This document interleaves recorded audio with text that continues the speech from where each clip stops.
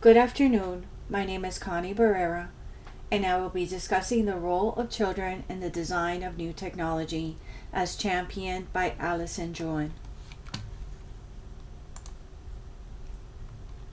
This presentation provides a critical analysis of Allison Druin's framework regarding the role of children in the design of new technology. Druin's research at the University of Maryland demonstrates the cooperative inquiry methodology, where intergenerational design teams work together using techniques like contextual inquiry, participatory design, and technology immersion.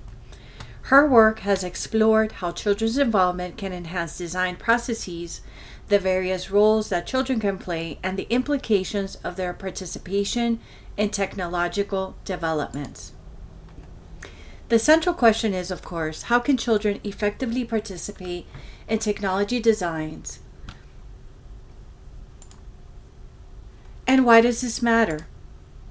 Well, children have unique perspectives, interests, and experiences that can significantly influence the design of technology. Their creativity and problem-solving approaches differs from adults, making their input invaluable in the design process. Involving children in the design process allows for innovative ideas and solutions that might not occur to adults. Their playful nature leads to creative thinking that can enhance functionality and engagement for the end users. Their involvement can lead to higher user satisfaction and adoption rates as the technology is designed with the end user in mind. Engaging children as stakeholders ensures the final product resonates with younger audiences. We will look at the 4 roles of the framework. The user role was the earliest recognized role for children in technology design, emerging in the late 1960s. In this capacity, children are primarily observed while using existing technologies, providing researchers with valuable insight into usage patterns and learning behaviors. The tester role developed in the late 1980s and early 1990s, where children began actively testing prototypes and providing crucial feedback. This role represents a shift from passive observation to active involvement in the design process, allowing children to influence the development of educational software. By the mid-1990s, the informant role emerged. This allowed children to participate with providing insights throughout various stages of the design process. This role emphasizes the importance of children's perspective and experiences, although adults still determine when and how those insights are sought. Now, this is the culminating role. Druin advocates for the design partner role, which emerged in the mid-1990s, where children are considered equal stakeholders in the design process. This approach fosters deeper collaboration and recognizes the unique contribution children can make, promoting a more inclusive design framework. In the role of design partner, children actively engage in every phase of the design process, ensuring their perspective and ideas shape the outcome.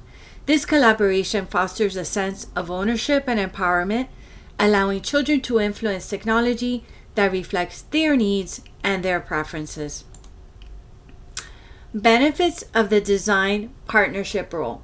Well, this promotes empowerment, fosters creativity, learning through design experiences, rapid iteration enhances quality, and diverse perspectives lead to innovation.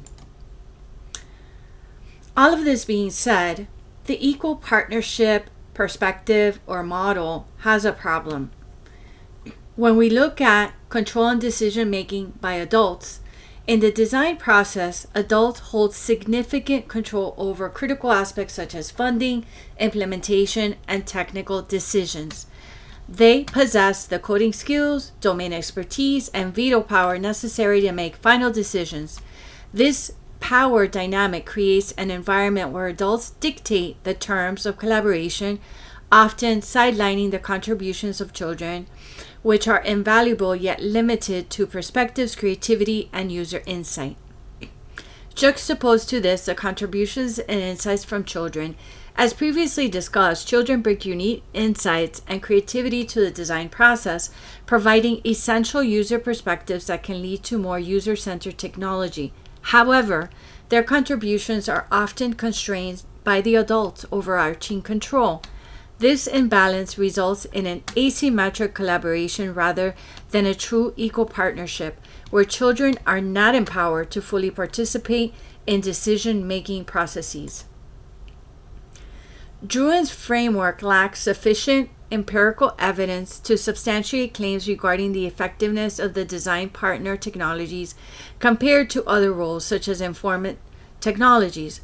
Critical questions arise about the implementation of child-generated suggestions, such as in the article that states that the 222 proposals for the Kids Strong initiative, and whether those suggestions led to measurable improvements in the technology design.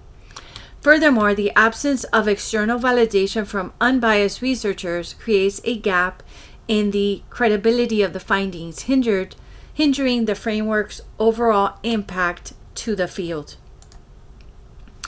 Druin's framework does not sufficiently address the practical challenges of implementing the design partnership model in real-world settings. Establishing partnership relationships can require up to 6 months, which is often not feasible within the typical 6 to 12-month development cycle for commercial products. Furthermore, constraints such as school schedules and parental permissions significantly limit children's participation in the design process, raising questions about the model's applicability outside of academic environments. There are many power dynamic issues that we need to acknowledge that are part of why the framework is faulty. Some of these include who makes the decisions, who selects the prototypes, who decides on the direction when creative conflicts arrive, and who drives and decides on developmental timelines. Of course, all of these are the adults, which again can leave the children feeling disengaged when they face challenges and they see that their input is brushed aside or can be brushed aside. To better understand the role of children in technology design, we must reframe the concept of design partner from the notion of equal partnership to one of asymmetric collaboration. When we really acknowledge this, the approach acknowledges the distinct contribution of children, the contributions that they make, while recognizing the inherent power dynamics that exist between adult designers and children participants. There are also some important unanswered questions from Druin's work, including: do design partner outcomes justify the investments? The question of whether the outcomes from design partners projects justify the time and resources invested still remains an unsolved question. In addition, how does a model scale beyond small teams? How does this really work in corporate America and in other very large businesses? What happens to partners when project ends? The fate of child partners at the conclusion of the projects is uncertain. How does this really affect the children, especially when they bond with their teams? And can the model work outside in commercial settings? This is also a big question.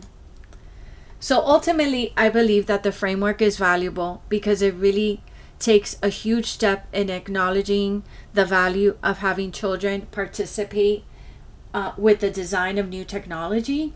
But I believe there's some serious issues in the most important level of participation, because children can never be an equal design partner.